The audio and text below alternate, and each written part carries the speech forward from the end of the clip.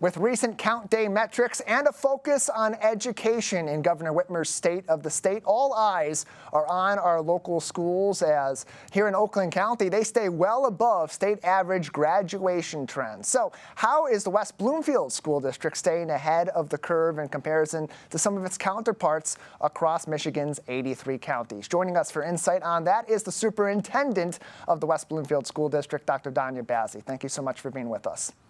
Thank you for having me.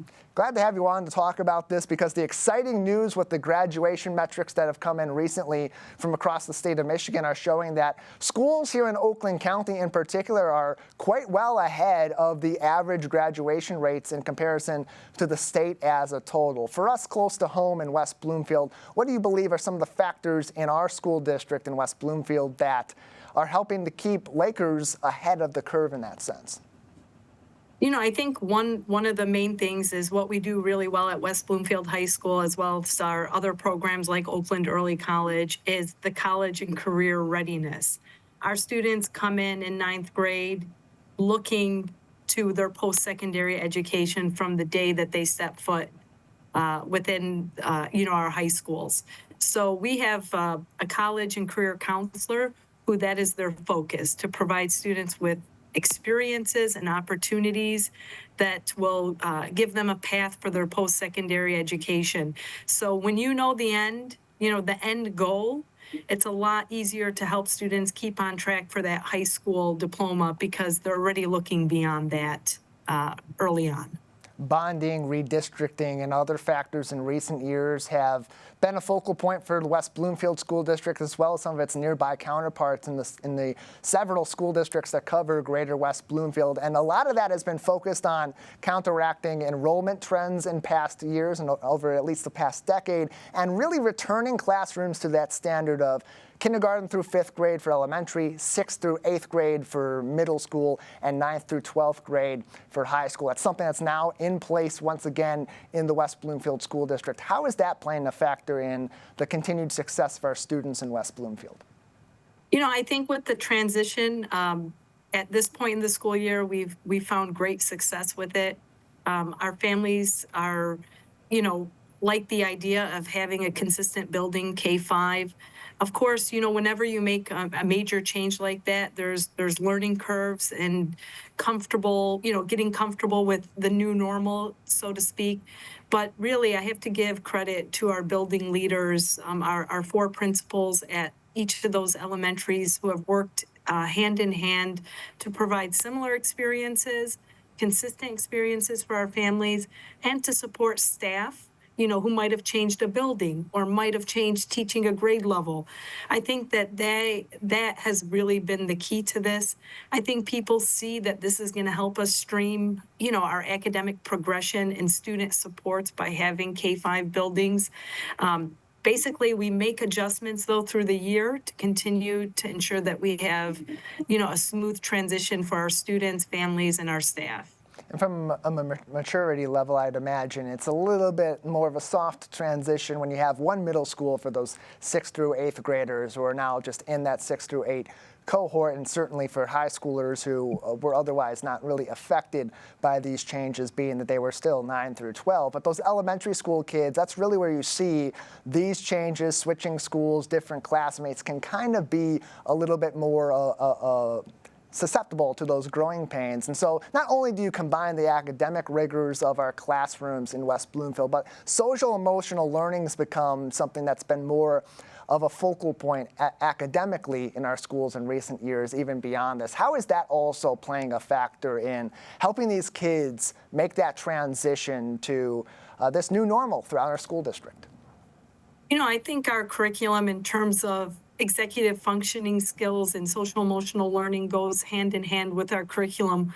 A lot of times people think it's one or the other, but those two things go hand in hand. I'm a former high school math teacher, and in my career, I've not been asked, to rattle off the quadratic formula. I've been asked to work in teams, to problem solve, to manage difficult situations, to lead change. And those are types of qualities that we accomplish through our morning meetings at the elementary and through our advisory period at our middle and high school. Those skills, sometimes are referred to as soft skills. We know those to be essential skills, and they're really important when students go off into the workforce or go off into college to be able to have both the academic rigor and those executive functioning skills. Yeah, last time I was asked to rattle off the quadratic formula, I just ran. I ran straight away out of that conversation and didn't come back. Dr. Dania Bazzi is with us, the superintendent of the West Bloomfield School District, as we talk about a number of different stories that are affecting our kids here in Greater West Bloomfield, including our local Lakers. A really sad story recently out of Oakland County as 3 kids were found living in some very serious conditions, virtually unattended by their parents. Luckily, we're able to have been rescued from that situation by local law enforcement. So it puts into focus for our academic leaders, what do they look out for when you may have these sort of situations that can kind of be hidden in the background to protect our kids? What sort of provisions are in place at our schools in West Bloomfield that may help to prevent issues like this from arising in our community? Right. That really is an unspeakable situation, and my heart goes out to the children that experience that trauma and that harm.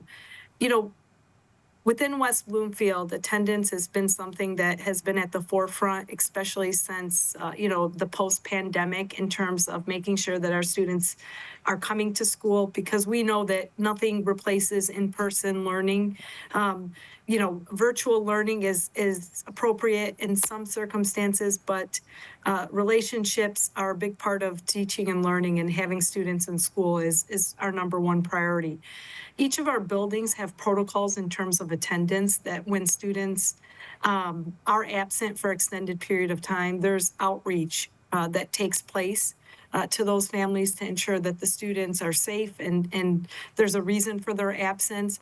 Again, they follow kind of the flow chart of the number of absences that a student might have. And those filters help us that if there's an extended period of time that a student's not with us, that we're able to help support. The main thing is that, we're trying to help families remove any barriers from getting to school. And that's our job, to partner with them and do the best we can. Ultimately,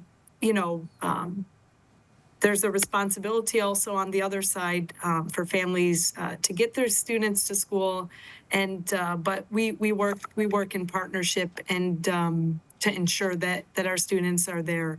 So again, our administrative team and our administrative assistants, as well as our teachers, have protocols for when students meet a certain number of absences, and there's a certain level of communication that goes out to those families to ensure that we help make sure that they're in school.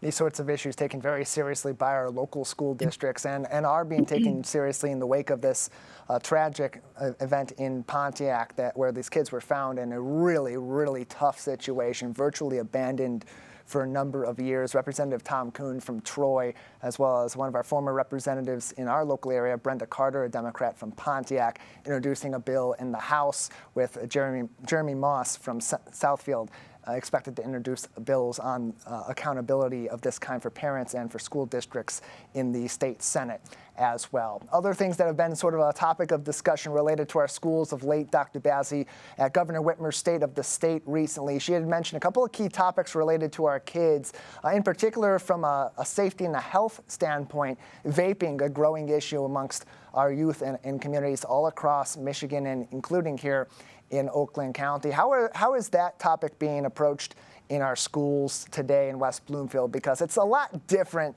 and a lot more easily accessible, I would say, than smoking was back in past decades, where cigarettes tended to be really the focal point in those discussions. We are very lucky in West Bloomfield. We partner with the West Bloomfield Youth Assistance, as well as the Greater West Bloomfield Community Coalition with Lisa Berkey. We try to combat this through education and basically allowing students to understand the dangers of vaping. As you said, the education that has taken place with cigarettes, we've now seen a decline of usage among school-age students, and we have to really combat that at the same effort. Vaping, unfortunately, is masked. Cigarettes smell bad, they taste, bad, and it's kind of easier to say that. Vaping is now marketed with flavors, and it tastes good, and it's kind of an undercover vice that really is harmful to the health and safety of our students and, as our community as a whole. So we're combating that through educational programming with those two organizations within West Bloomfield, and we'll continue to try and combat that through education. West Bloomfield also participates in the MiFi survey, which is through the state of Michigan. It's given at particular grade levels, and it lets us, it's a student survey that is given anonymous, but it allows us to understand kind of where we are at with usage and then be able to attack that through the programs that we have so that students certainly know the dangers. More information and resources on addressing vaping with your kids is available through the Greater West Bloomfield Community Coalition, their website, gwbcoalition.org. Dr. Dania Bazzi, Superintendent of the West Bloomfield School District, is with us today on the Splash Live. Lastly, one of the key points of Governor Whitmer's State of the State was addressing cell phone usage in our classrooms, because while this access to technology can be a great resource for our kids to have access to information and to maybe garner some ideas for some of the work they're doing inside and outside of the classroom, I can imagine also the distraction of these devices continuing to grow over the years. How is cell phone usage being addressed in our classrooms in West Bloomfield?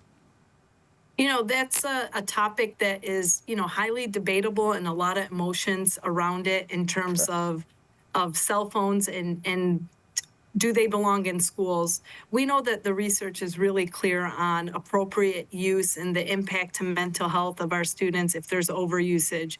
But at the same time, for example, I don't go anywhere without my phone. And it allows me to stay connected, to do my job at a more efficient pace.